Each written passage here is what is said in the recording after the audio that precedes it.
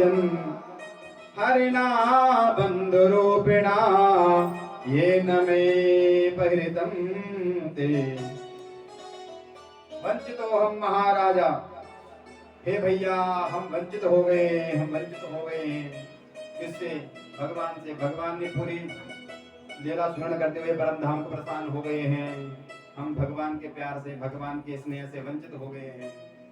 सुनते ही जैसे ही कहते कुंती मैया ने सुना, कुंती मैया ने सुना कि भगवान परम धाम को प्रस्थान कर गए हैं, कुंती माँ ने तुरंत प्रारंभ कर दिए। पूरे इतिहास में दो ही हुए जो भगवान के वियोग में मरे हैं, दशरथ जी और दूसरी माँ कुंती। सुनते ही जैसे सुना है तुरंत।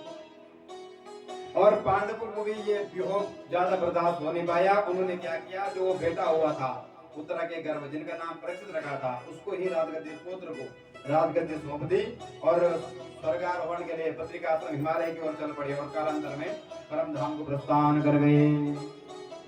शंकर भगवान के।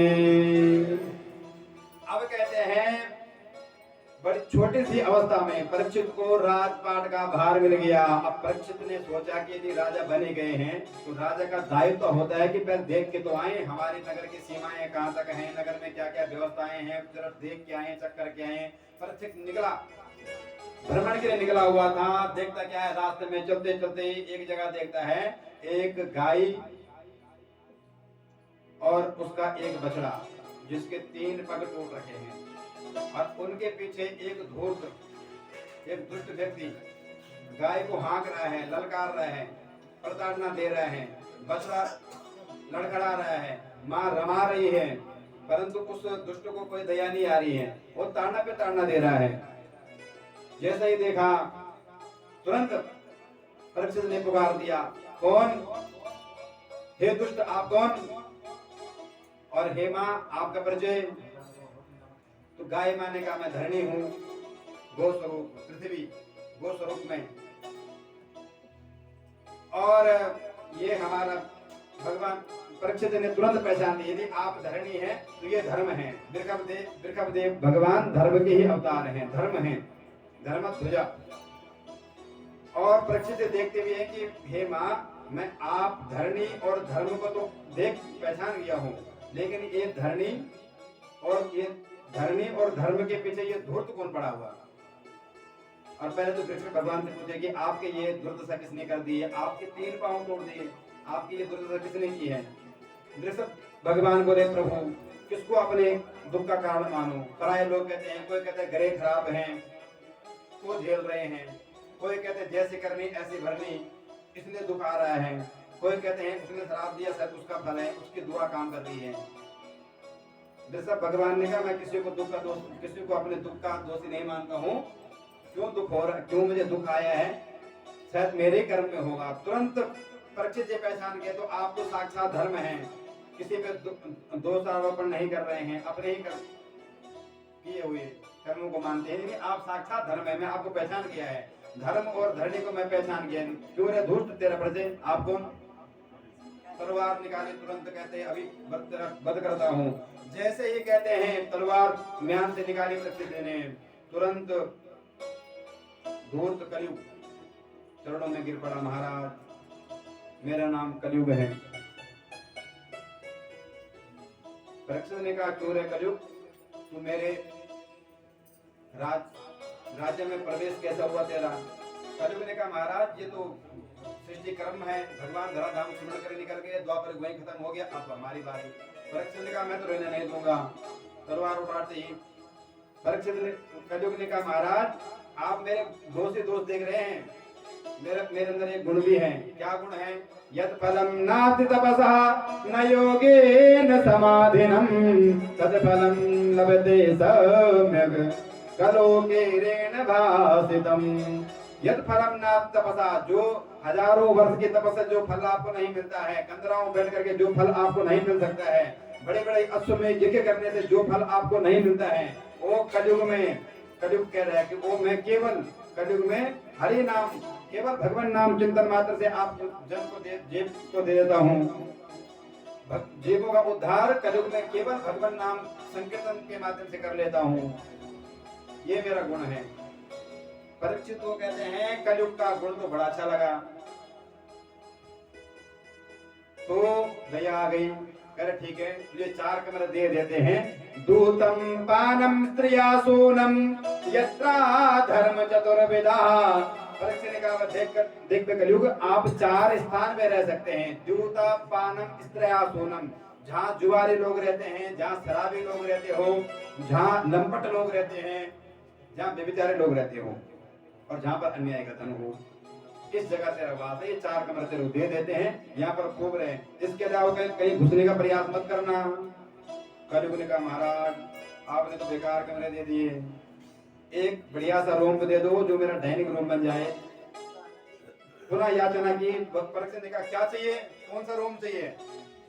पुनः याचमानस्तुम तदाना प्रभु मायया, क्या चाहिए। तो कलयुग ने कहा हे भगवान, हे प्रभु, हे राजन, यदि सोने में वास मिल जाता तो। परीक्षित ने कहा दिया। अब बताओ, यहाँ पर परीक्षित ने कलयुग को स्वर्ण में वास दे दिया, और 11वें स्कंद में आएगा भगवान कहता है धातु नाम अस्मि कांचना, धातु में मैं सोना हूँ, मैनू में मैं मार्सिल मास हूँ, वृक्ष में मैं पीपल हूँ। भगवान कहते हैं वृक्षों में मैं पीपल हूँ, मैनू में मार्सिल मास हूँ, और धातुओं में सोने में साक्षात भगवान का रूप देखो। परीक्षित कहता है कि कलयुग को वास दिया, तो कलयुग को अब किसको माने, सोने में किसको माने, कलयुग को माने कि परमात्मा को माने। तो संतों ने संशोधन किया, क्या क्या किया जाए। तो संतों ने विमर्श किया, एक निर्णय निकाला कि जो अन्याय का धन है और अन्याय के धन से खरीदा हुआ सोना है, उसमें तो कलयुग का वास है, और जो न्यायोपार्जित वित्त है, न्यायोपार्जित धन है, उसमें भगवान का वास है। संतों ने कहा महाराज इतने से काम नहीं चलेगा, आजकल कोई ईमानदारी से कमाना दुर्लभ हो गया, ईमानदारी से कल रात दिन मेहनत कर रहा है, नोन तेल का झमेला, यानी ईमानदारी से यदि चले संसार में तो शाम का चूल्हा जलना मुश्किल हो जाता है इस महंगाई में, थोड़ा और संशोधन करो, इतने से काम नहीं चलेगा। बेईमानी तो नमक में आटा सभी डाल रहे हैं, आटे में नमक, इतना तो कम कम कर दो। तो फिर संतों ने समाधान निकाला कि तुम्हें निवेदित भोजन करहि, प्रभु प्रसाद पट भूषण धरहि, जड़ चेतन गुण दोषमया विश्व की निकरतार। जड़ चेतन गुण सब में दोष है, तो दोष को खत्म, अन्न में दोष है, वस्त्र में दोष है, धन में दोष है, सब में दोष है, इस दोष को खत्म कैसे करें, तुम्हें निवेदित। अन्न में दोष है तो भोजन बनाओ, भगवान को भोग लगाओ, और प्रसाद बना करके आप पालो, तो भोजन का दोष खत्म। सोने में दोष है तो भगवान को कोई हार बना करके भगवान को बना दो, उसके बाद स्वयं तो सोने का दोष खत्म। तो इस प्रकार से कहते हैं कलयुग को वास दिया कि जो अन्याय का धन है उसमें कलयुग है, और न्याय के धन में सोने में भगवान का वास है। शंकर भगवान की। अब एक दिन की बात है, कहते हैं परीक्षित जो है एक मुकुट पहन करके, स्वर्ण जड़ित मुकुट पहन करके एक भ्रमण करने के लिए निकला हुआ था। एक जगह जाता है, क्या देखता है, एक मुनि समाधिस्थ बैठे हैं। परीक्षित की बुद्धि कलयुग ने खराब कर दी और सोचा कि ये मुनि जो है राजा आ गए, राजा का सम्मान करना पड़ेगा, इस मारे आंख बंद करके ढोंग समाधि लगा दी, झूठी समाधि, ताकि सम्मान आदर सत्कार न करना पड़ेगा। बहुत आवाज लगाई मुनि की, तो समाधि थी, कोई प्रत्युत्तर नहीं मिला। तो तब कहते हैं परीक्षित ने क्या किया कि उधर बगल में एक मरा हुआ सर्प था, सर्प को उठाया और ऋषि के गले में डाल दिया, लेकिन ऋषि की समाधि जो कि क्यों और अपने आप निकल पड़ा। ये दृश्य वहां पर कुछ बालक खेल रहे थे, इन्होंने देख लिया, और बालकों ने जाकर के सीधे ही कोसी नदी के किनारे पे जाकर के इन मुनि के पुत्र जो वहां पर खेल रहे थे उनको जाकर के बता दिया कि आपके पिता के गले में कोई राजा मरा सर्प डाल करके चला गया है। ऋषि कुमार क्रोधित हो गए, क्रोध में आकर के कोसी गंगा में प्रवेश किया और कहते हैं जल को हाथ में लेकर के संकल्प किया कि इति लंघित मर्यादम तक्षका सप्तमे हनि दक्षयति स्म कुलांगारम रोदितम में तदा ध्रुवम। हे कुलांगार, जिसने मेरे पिताजी का अपमान किया है, मैं श्राप देता हूँ कि आज से 7 दिन के बाद तक्षक नाग आकर के उसका प्राण हरण कर ले, प्राणांत हो जाए। श्राप दे दिया। अब कहते हैं रोता हुआ वो ऋषि कुमार समीक मुनि के पास में आए, वहां पर आए और रोने लगे। जब जोर जोर से रोने लगा, मुक्त कंठ होकर रोने लगा, तो ऋषि की समाधि खुली। तब देखा बगल में बेटा बैठा है। बेटा रो क्यों रहे हैं भाई? तब वो तो कुछ बोल नहीं पाया, रुदन कर रहा था, कंठ अवरुद्ध था। लेकिन जो और बच्चे थे उन्होंने सारी कहानी सुना दी कि ये बात है, एक राजा आया, आप गले में सर्प डाल दिया, और ये बात हमने इनको बताई तो इन्होंने उस राजा को शराब भी दे दिया। जैसे ही शराब का नाम सुना, श्राप दे दिया। हे बेटे, तुमने तो ये अनर्थ कर दिया है। एक ही धर्मात्मा राजा था, अब भारत भूमि में कोई धर्मात्मा राजा होगा नहीं, सब धर्मनिरपेक्ष राजा होंगे। एक धर्म की ध्वजा लहराने के लिए एक परीक्षित का जन्म हुआ था, और उसको भी आपने श्राप दे दिया। बेटा ये तो अनर्थ कर दिया। यदि श्राप दे ही दिया है तो अब शिष्यों को तुरंत दौड़ाया, जाकर कम से कम राजा को सूचित तो कर दो। आई ऋषि के शिष्यगण। परीक्षित ने घर में आकर के जैसे ही सुना कि मुझे श्राप मिला है, मैंने आज ये अनर्थ कर दिया है, अहो मया नीच नकार्यमम जहा। परीक्षित को बड़ा ग्लानि हो रही कि मेरी बुद्धि आज ऐसी कैसे हो गई, मेरे से ये कृत्य कैसा बन गया। हमारे पूर्वजों ने तो हमेशा संतों का, महंतों का हमें सम्मान किया है, और हम भी वही करे चले आ रहे हैं, परंतु आज मेरी बुद्धि में ऐसी नीचता कहां से आ गई। और जब सुना कि मुझे श्राप मिल गया है तो परीक्षित गदगद हो गया, कम से कम मेरा प्रायश्चित हो गया। जैसे सुना श्राप मिला है, सब छोड़ छाड़ कहते हैं तुरंत भागा, विराजपाट छोड़ छाड़ करके सीधे ही गंगा तक जाकर के पहुंच गए। और जैसे ही सब ऋषियों ने सुना, अत्रि वशिष्ठ चौवन्यः शरदा आदि पाराशर गदाधर आदि ऋषियों ने जब सुना है कि परीक्षित को श्राप मिला है, तो सब लोगों ने राजा को चारों तरफ से घेर दिया कि जब मरने का श्राप लगे गया है तो मरने वालों को क्या, राजा का प्रसन्न था, मरने वाले को क्या करना चाहिए। कहीं से कोई समाधान नहीं मिल रहा था, कोई ऋषि इस निष्कर्ष पे नहीं पहुंच रहे थे। अत्रि हो, वशिष्ठ हो आदि समस्त आपस में चर्चाएं कर रहे थे कि मरने वाले को, जिसको 7 दिन में मरना है, उसको क्या करना है। जब नहीं समझ पाए तो उतने में भगवान ने कृपा की, मानो कि भगवान ही बन करके, भगवान ही सुख रूप में बन करके, तत्र भवद भगवान व्यास पुत्रः, तत्र भवद भगवान व्यास पुत्रो यदृच्छलाभः निजलाभ दुष्टः अलक्षलिंगो निजलाभ दुष्टः। व्यास नंदन सुखदेव जी वहां पर प्रकट हो, वहां पर चलते फिरते वहां पर पधार गए।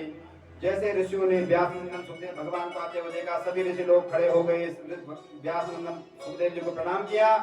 और जैसे ही राजा ने देखा कि इतने थे महान मुनि, महान ऋषि, वृद्ध वयोवृद्ध समस्त ऋषि परिकर, सब 16 साल, सुखदेव की अवस्था है मात्र 16 साल की, 16 साल के बालक को प्रणाम कर रहे हैं। तो राजा ने ज्यादा विलंब नहीं किया, तुरंत उठा, स्वयं भी प्रणाम किया और कुछ आसन पे विराजमान कर दिया, और समझ गया कि यदि कोई महान विभूति आई है तो मेरा उद्धार निश्चित होने वाला है। और आते ही स्वागत सत्कार किया, तुरंत पूछना प्रारंभ कर दिया, ज्यादा देर नहीं की।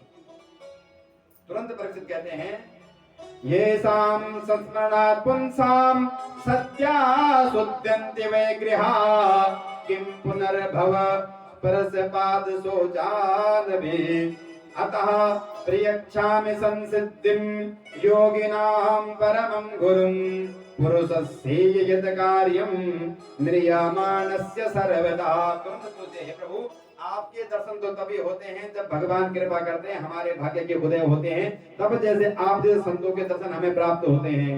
धन्यवाद आपका, आप पधारे हैं, परंतु ये बताइए कि मरने वाले को क्या करना है। सुखदेव जी ने कहा, महाराज अभी आए ही हैं, थोड़ा चाय पानी कुछ पिला देते हैं। तुरंत आते ही प्रसन्न की झड़ी लगा दी, स्वागत सत्कार भैया ने तुरंत। परीक्षित ने कहा, महाराज मैं जानता हूँ आप जो हैं, आप संत नहीं है, परम संत हैं, गोदोहन जो सच्चा संत है, वो दोहन काल से ज्यादा देर तक कहीं ठहरता नहीं है। परीक्षित ने कहा महाराज आपको मैं जानता हूँ, पता लग रहा आप 2 घंटे से ज्यादा कहीं टिक नहीं सकते, रुकते ही नहीं है संत, और आप बिना बताए खिसक गए, तो इसलिए आपके सामने प्रश्न रख दिया महाराज। अब आप जब जाओगे तो मेरे प्रश्न का समाधान दे करके ही जाइएगा। बोलो शंकर भगवान की। आज का प्रश्न यही तक करते हैं, एक भजन। बाकी कल एक्चुअल में हो पता क्यों लेट क्यों हो रहा है, आप लोग आ रहे हैं 3 बजे, कथा हो रही है 2 बजे से, और हम इंतजार कर रहे हैं कि आप टाइम पे पढ़ा रहे हैं तो आप मुझे सुनाएं, इसलिए थोड़ा सा जो है विलम्ब हो रहा है कथा। बोलो शंकर भगवान के। बोले कृष्ण कन्हैया लाल की जय। भक्ति